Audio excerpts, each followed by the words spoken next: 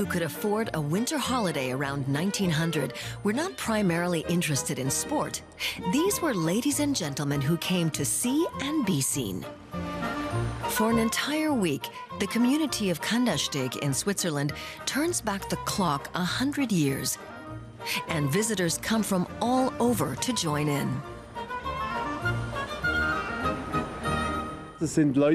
All of us have something in common. They're perhaps a bit crazy, but in a nice way. It's fun meeting people here. Living like 100 years ago. Exactly. We love older style clothes in general. We also love old machinery. We love to go on steam engines.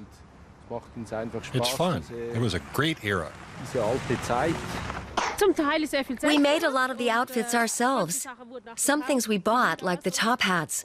Some of the hats were handmade. There's a hat competition, but I can't go because I'm already convinced that my hat is the most beautiful.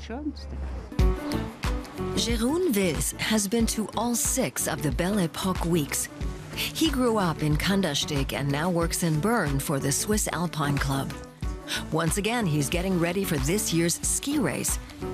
He's careful to ensure his outfit is as genuinely 19th century as possible. Every year he gets closer to that goal. I've had the sweater for ages. I've got old military glasses. The leg bindings are also from the military. The trousers are mine, and my partner recently bought the shoes in an online auction for my birthday.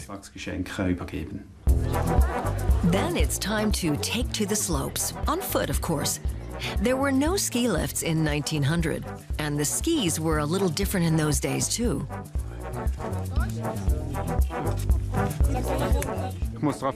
I have to make sure that I'm properly in at the front and that there's enough tension at the back, although the skis vary quite a bit.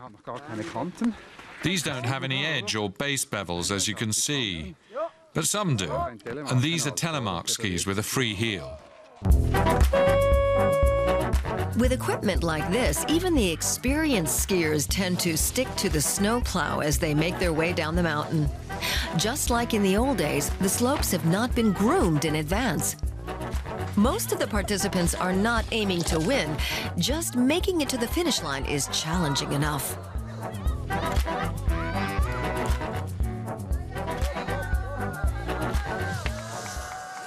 It was the English who first started skiing here, as well as the Scandinavians. And to begin with, speed wasn't important. It was all about enjoyment. It was only later that they started setting up slaloms and preparing the slopes. It wasn't about speed back then. It was all about the social event. And to ensure the success of that social event, newcomers receive a class in etiquette in preparation for the evening ball. Ladies must always wear gloves at a ball. There's only one official reason why a lady might remove her gloves, and that is to eat puff pastry with her hand. Anyway, she certainly wouldn't do that here. Otherwise, ladies always wear gloves at a ball. For Jeroen Wils, the time has now come to transform himself into a 19th century gentleman. It's not about dressing up. It's reenacting a time which really did exist here. I think that's important. That's what people love about it. It's reenacting history. One of the highlights of the Belle Époque week is the ball, held at a local Art Nouveau hotel. Only the very wealthy would have been able to attend an event like this. Live musicians provide the accompaniment. One thing I like more about those days is that life was slower. It was a lot less hectic, more relaxed. But one thing hasn't changed. If it was a good evening, the dancing continued all night, then as now.